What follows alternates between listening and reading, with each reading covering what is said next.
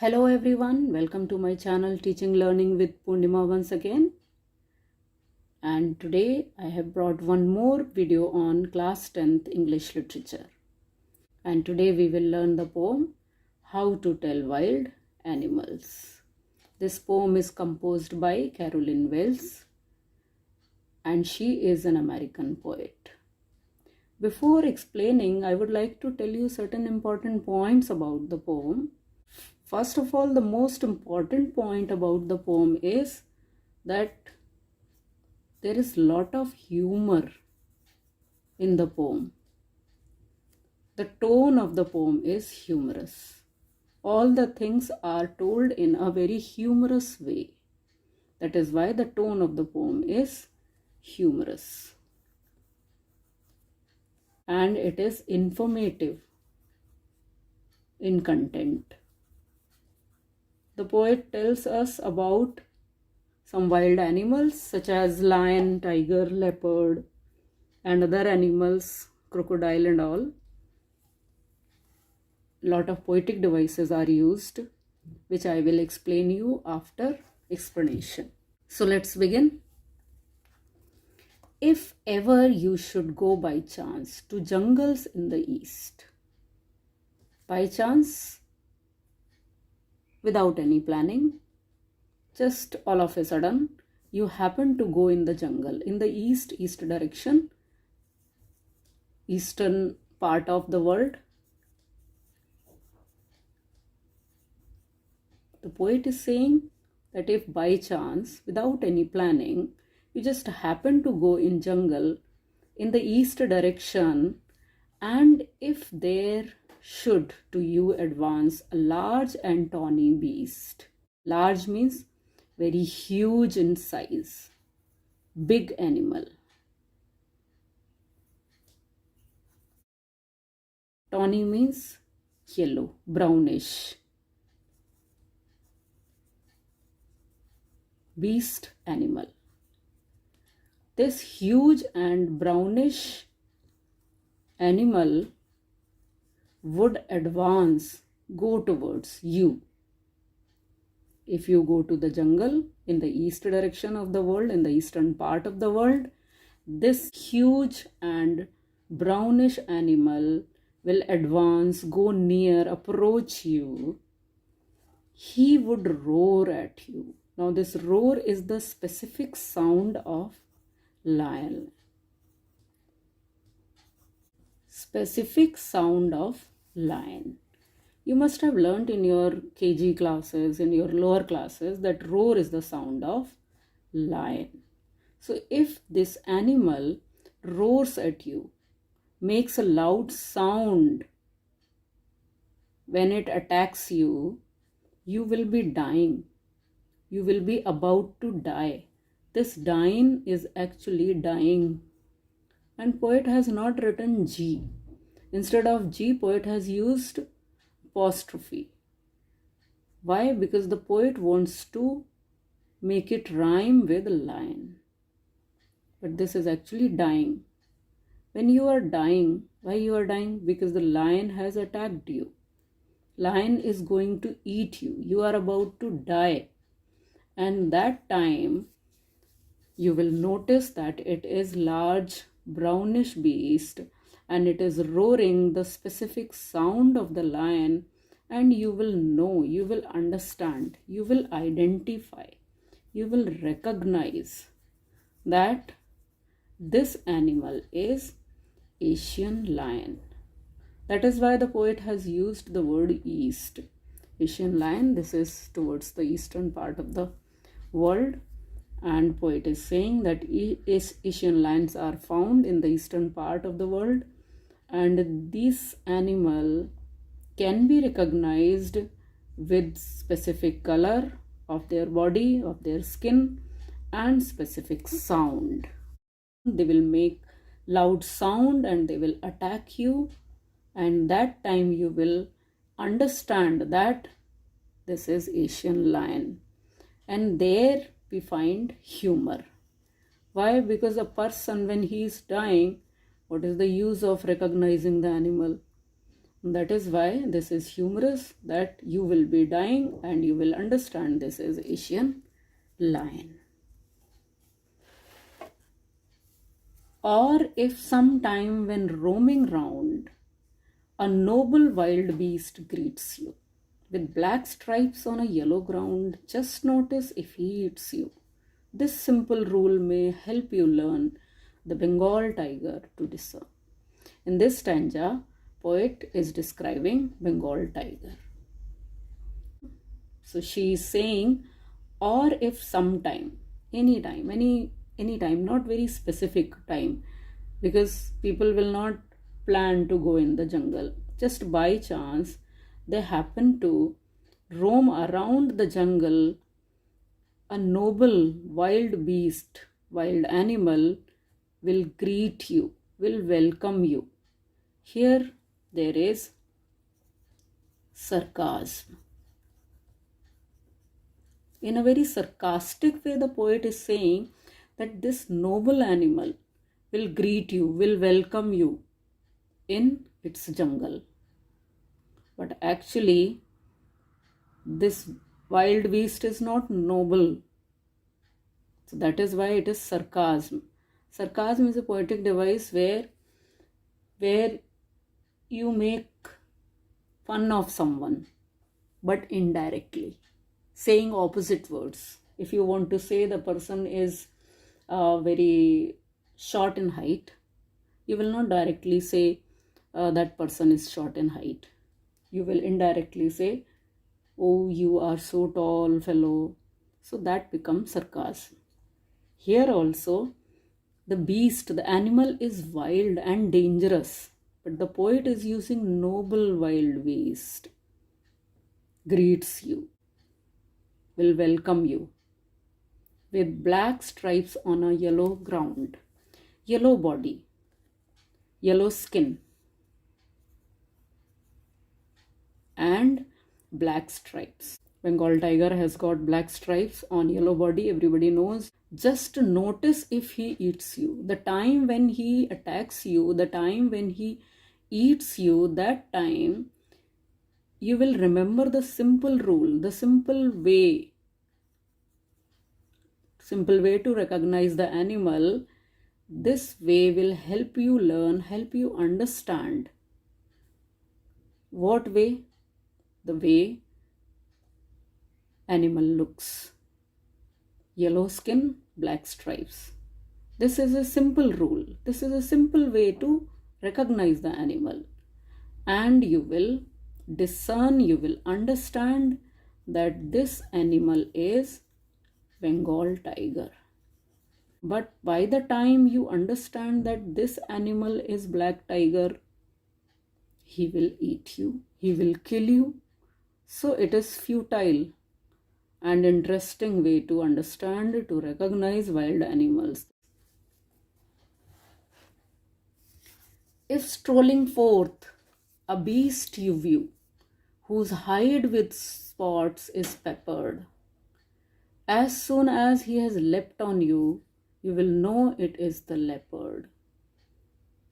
'Twill do no good to roar with pain, he will only leap and leap again. Now in this stanza, poet talks about leopard. If strolling forth, strolling means walking. Walking ahead, forth means ahead. If walking ahead in the jungle,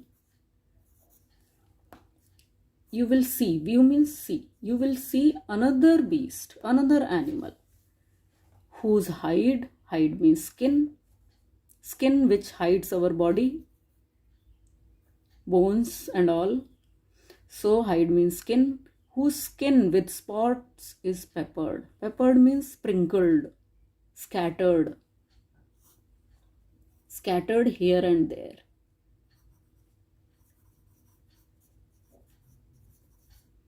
The spots are scattered here and there on the skin of the animal. Just like pepper, we sprinkle pepper on our food, on the snacks. Same way the spots are scattered or sprinkled on its skin. As soon as he leapt on you, leapt means jumped. And let me tell you, the spelling of leapt is not L-E-P-T. Spelling of leapt is L-E-A-P-T. But the poet has used poetic license.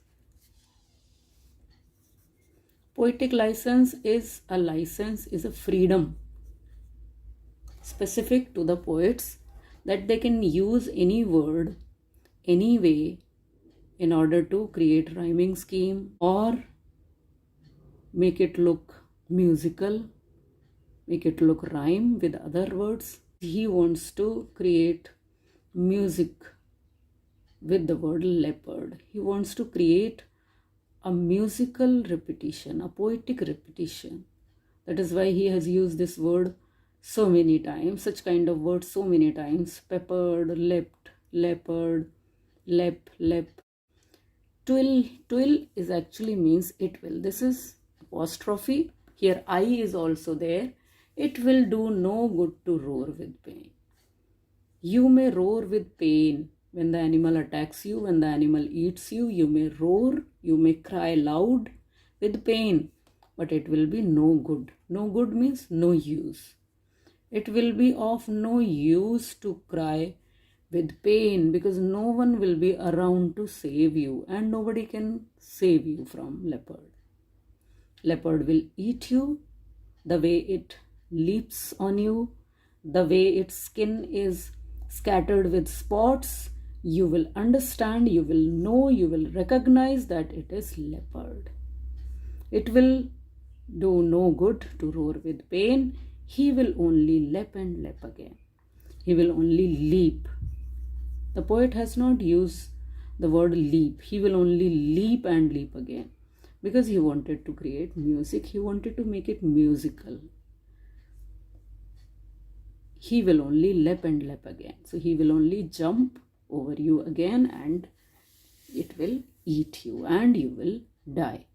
This how you will know that it is a leopard. If when you are walking round your yard, you meet a creature there who hugs you very, very hard, be sure it's a bear. If you have any doubts, I guess, he will give you just one more caress. So in this stanza, the poet describes bear. If you are walking round your yard, yard here means backyard, which is attached to the jungle. Maybe the jungle is not very far. So you are walking in your backyard, and maybe by chance you meet a creature there. Who is the creature? Bear. He will hug you, clasp you in his arms so hard, so tightly, that it will suffocate you. It will suffocate you, and you will not be able to breathe, because bear is known for its tight hug. Bear is a very powerful animal, and it will hug you so hard, so powerfully, that it will be difficult for you to breathe properly. And due to breathlessness, you may die also. If you have any doubt that this is a bear, here also there is humor, because we should not doubt.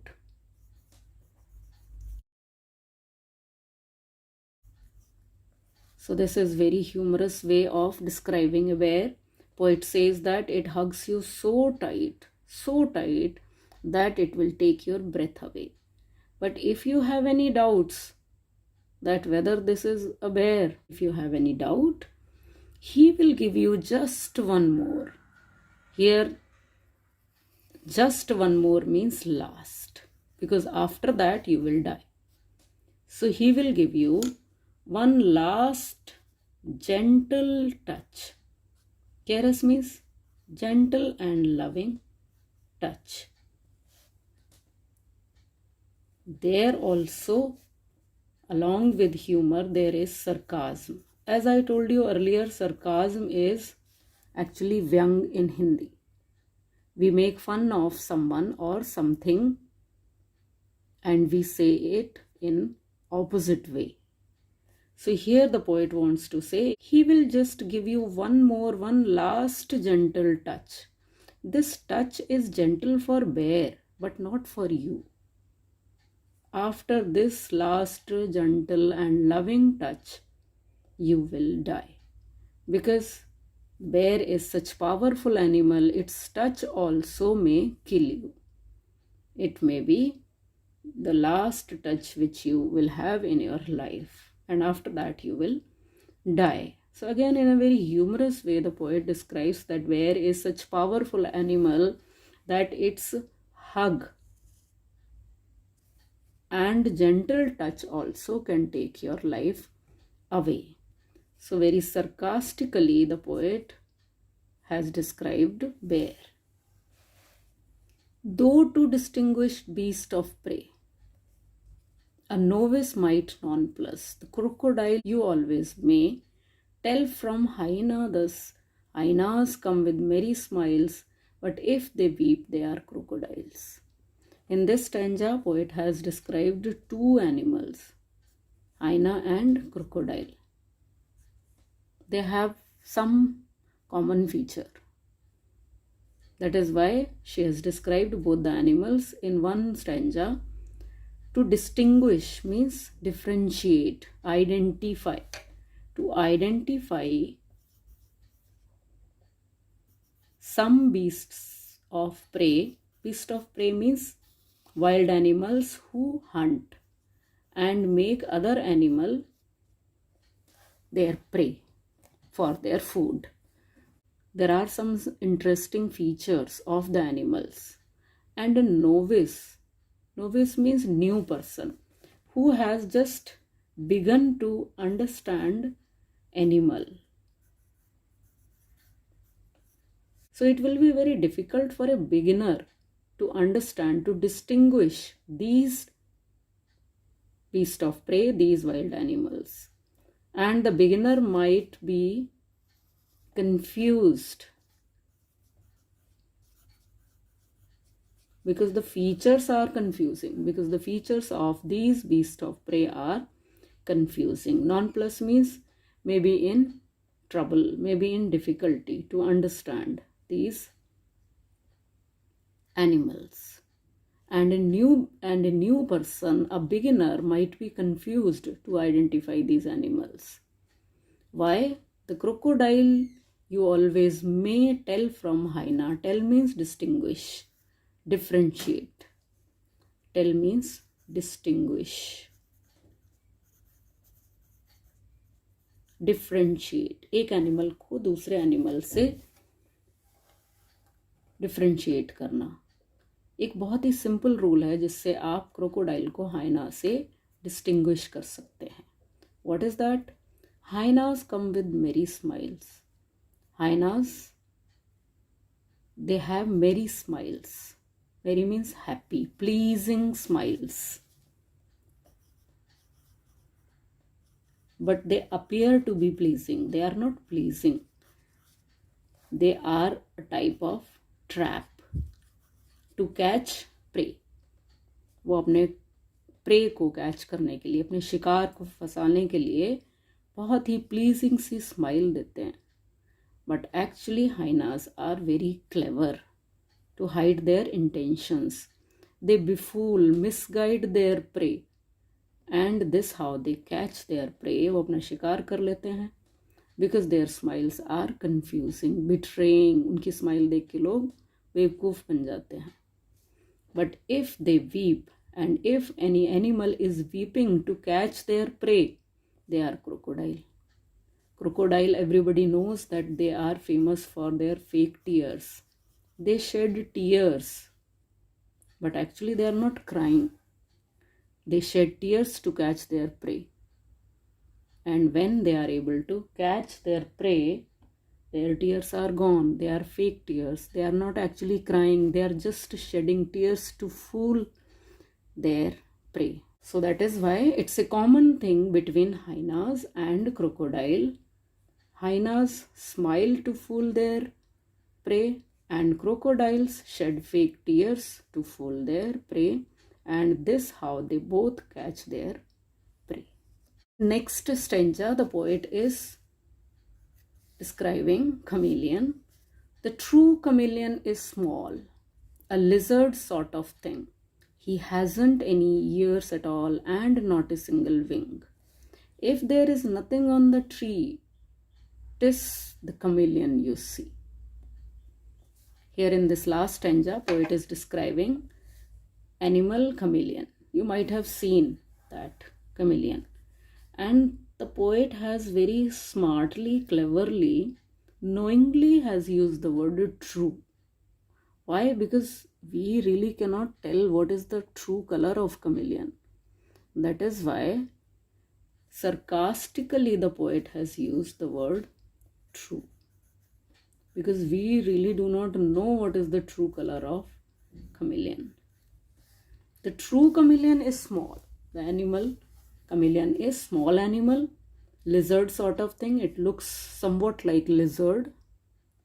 Shape और style और pattern जो है lizard के जैसे होते हैं. He hasn't any ears at all. He doesn't have ears. He doesn't have wing. These two lines poet has used just to make the poem rhyming, because these things do not have anything to do with chameleon. If there is nothing on the tree, this means it is. I is hidden there. In place of apostrophe, it should be I. It is chameleon you see. If you cannot see anything on the tree, maybe there is chameleon, because chameleon is known to change the color of its body. It gets camouflaged with the surroundings. And if the chameleon is there on the tree, it changes its color just same or similar to the color of the leaves. And that is why it will be very difficult for you to identify, to know whether the chameleon is there on the tree or not. You may think that there is nothing on the tree, but actually there is chameleon, because it has changed its color. It is known to change its color. It gets camouflaged with the color of the tree and its leaves. If you cannot see anything on the tree, it's not always true. There may be a chameleon on the tree.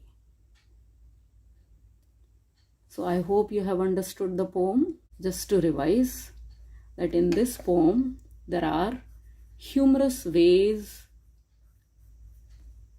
to identify animals, but by the time you identify the animals, you are dead, because the animals are dangerous, are wild animals. They will not spare you, they will kill you. Lot of poetic devices are used in the poem. So many poetic devices I have already told you, such as humor, sarcasm, and one more predominant poetic device is used, that is imagery. Let me tell you imagery. Imagery means a picture is created through words.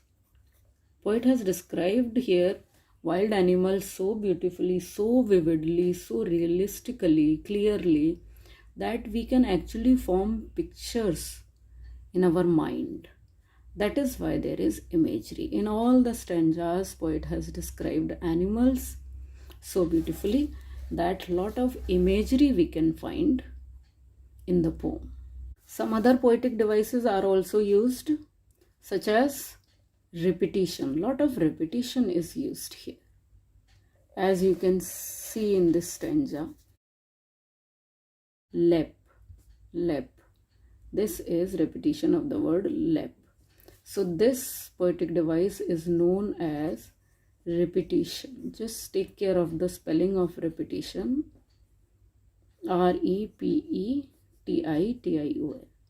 Repetition. As soon as. This is also one more example of repetition.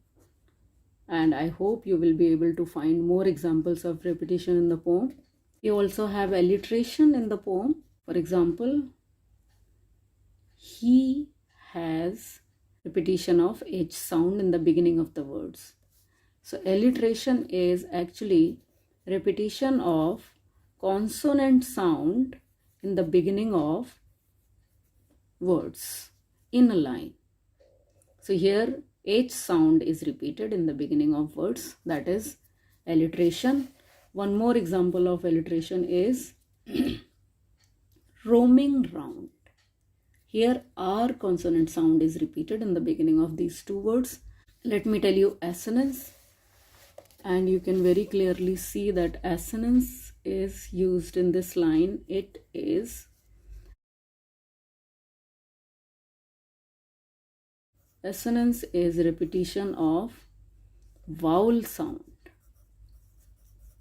Vowel sound, A-E-I-O-U, vowel sound. It is repeated here in the beginning of the words. This is assonance. One more example of assonance is at, as. This is also assonance. Don't think that it is only in the beginning of the words. It can be at the end, or it can be in the middle also. For example, with, is, there also repetition of I sound. Here it is before the last consonant. Here also it is before the last consonant. I sound is repeated. So there also we have assonance. One more example of assonance I want to tell you. Here also I sound is repeated after first consonant. So there also we have assonance.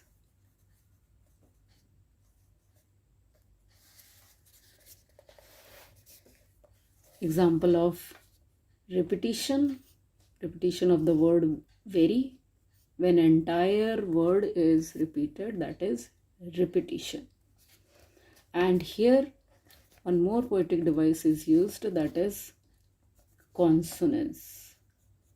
Towards the end of the words, D consonant sound is repeated. That is known as consonance. I hope you have understood the poem. If you have any doubt, you can write in the comment box. Keep watching my channel, keep learning with me. Thank you. All the best. Bye-bye.